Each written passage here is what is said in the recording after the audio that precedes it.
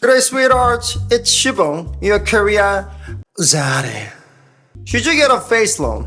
Korean clinics to instruments. Real question, real country, and today I'm taking you inside the building where they ask it.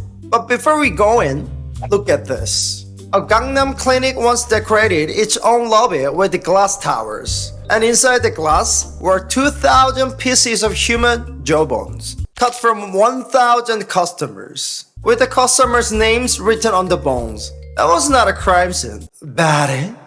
That was marketing. Stay with me to the end, because what happened to that clinic afterwards is the sickest part of this whole story.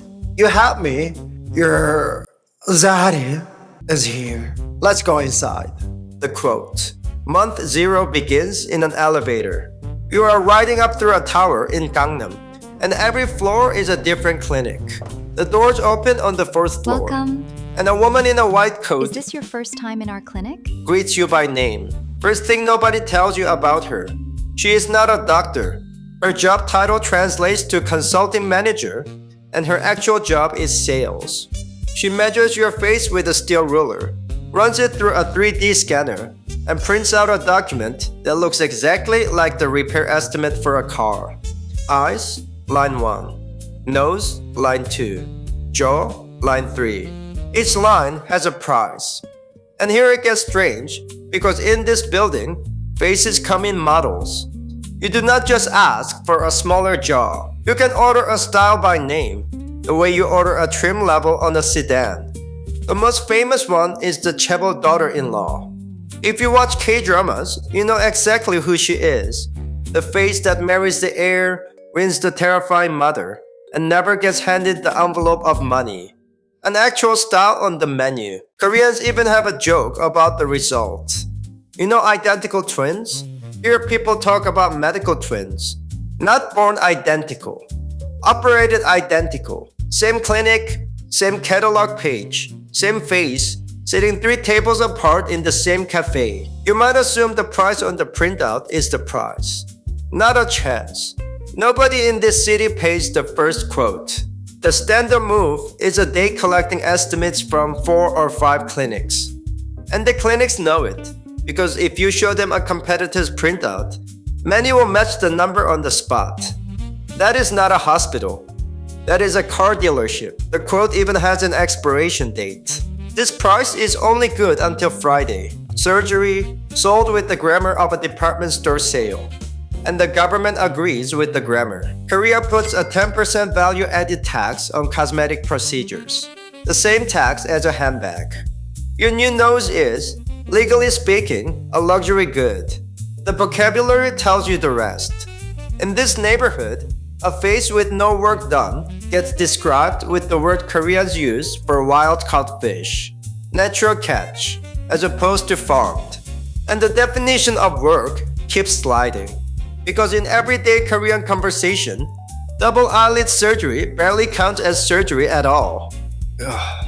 She has never had anything done, but just her eyes. Just her eyes. That is how normal this is. Nobody here looks twice at a recovery mask and dark glasses.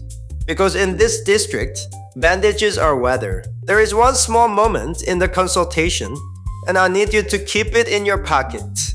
Before the scan, the consultant asks you a question. Do you have a photo of yourself from 10 years ago? No explanation. She writes something down and moves on. Hold on to that, because now she flips to the last page of your estimate, and the total at the bottom is terrifying. Then she smiles, turns one more page, and shows you a different number. A monthly number. And the monthly number is smaller than your phone bill.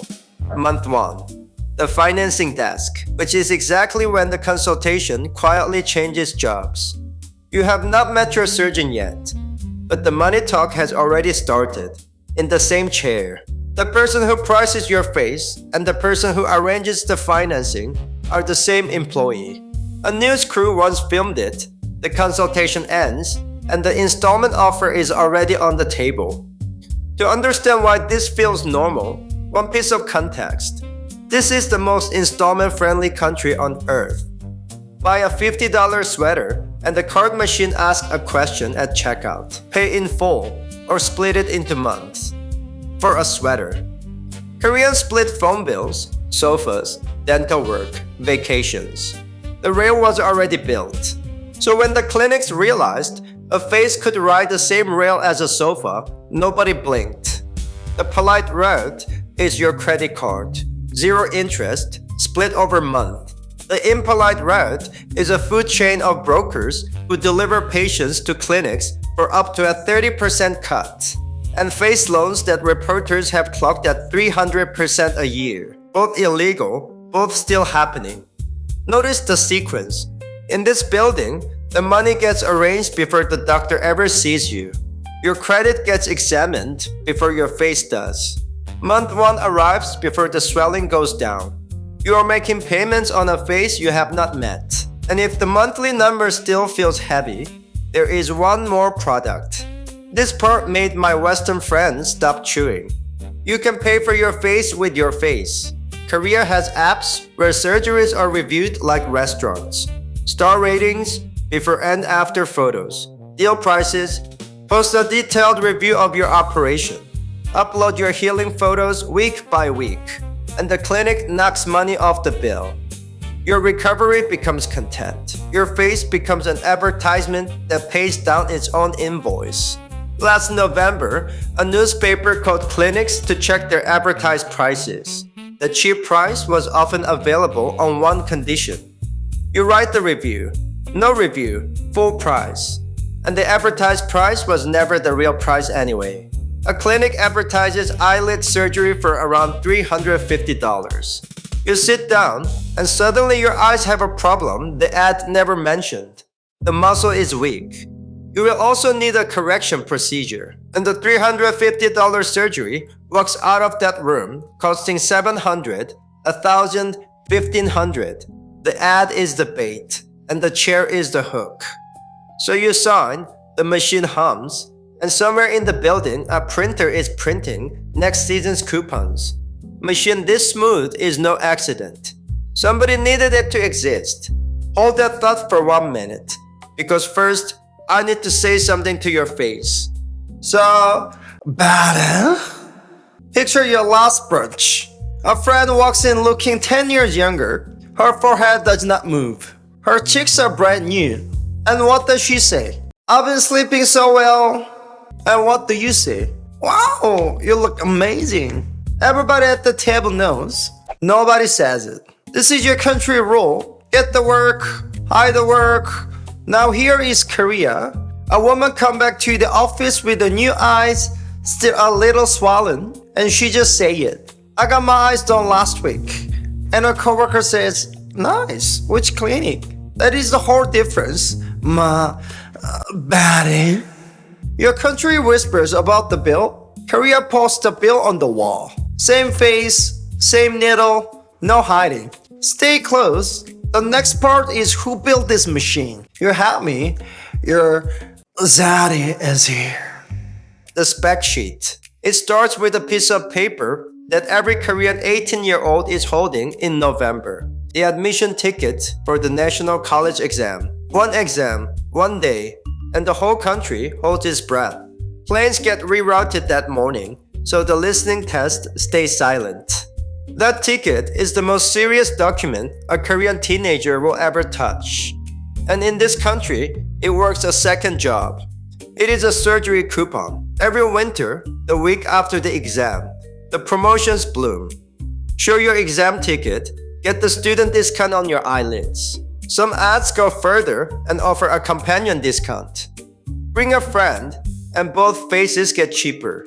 Reporters check these ads every year. Regulators mumble that they are probably illegal. And every November, they bloom again because this is not a loophole. It is a season. The recovery math is public knowledge here. The exam ends in November. University begins in March.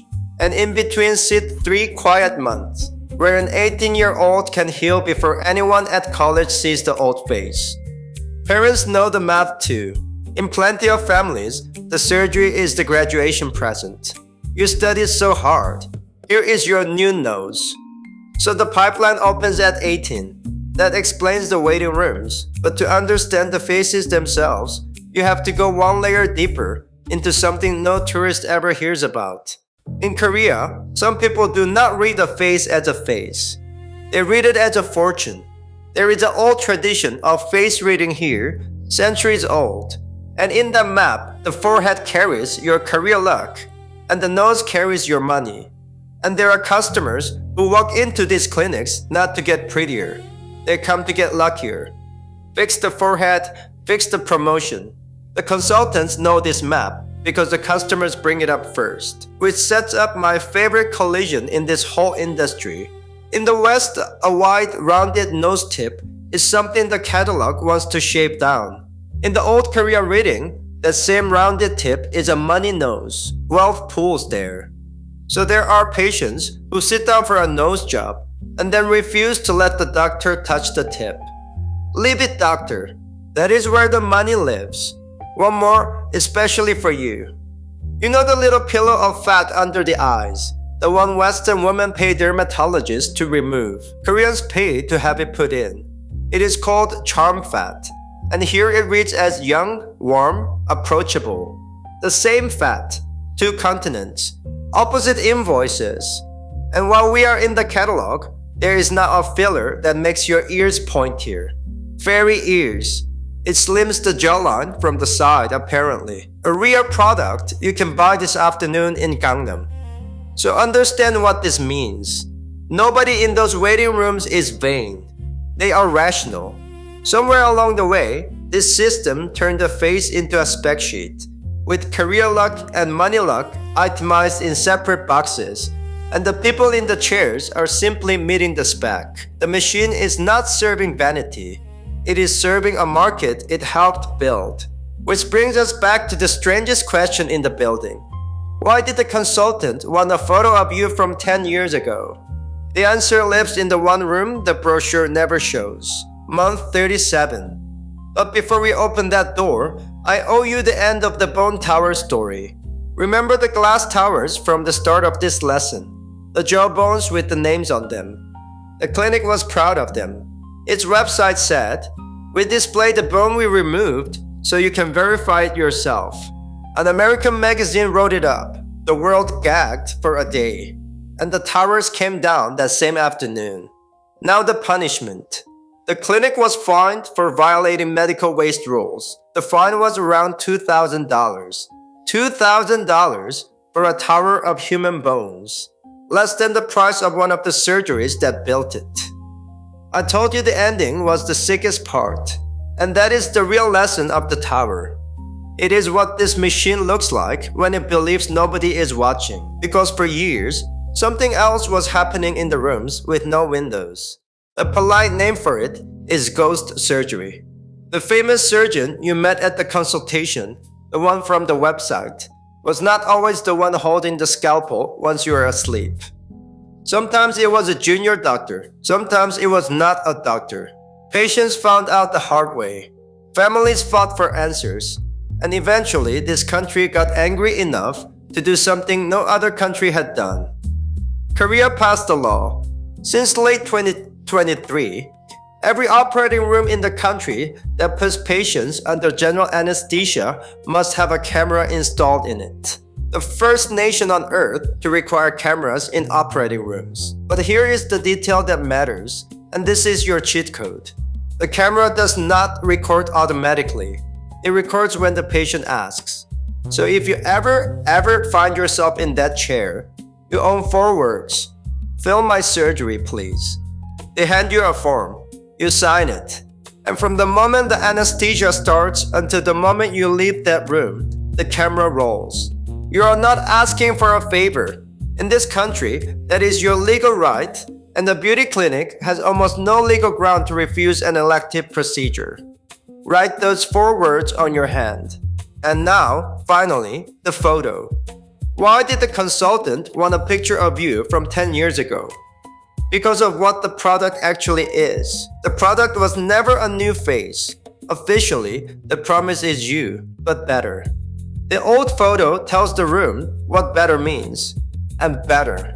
In that room, almost always means then. This industry does not sell beauty, it sells the return trip, and the return trip is where the calendar comes in. Your loan runs 36 months, filler lasts around 12 to 18. Thread lifts fade in a year or two.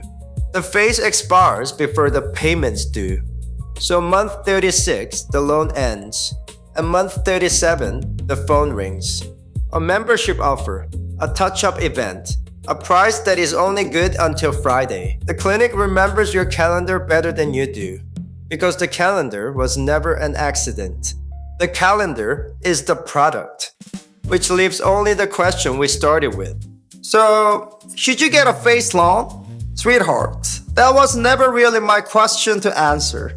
Here is what I know. That building grades every face that walked through its doors. It would grade mine, it would grade yours, and it would find something to finance. Because finding something is its job. But remember that brunch table from halfway through? In this house, nobody has to lie. The machine does installments. I don't. You had me. Your zaddy is here. No down payment, no interest. And this offer does not expire on Friday. Now tell me in the comments which lesson you want next, because I read every single one, and this channel runs on your question. 밥 먹었어? Have you eaten? Don't skip your meals and stay real. I'll see you in the next episode.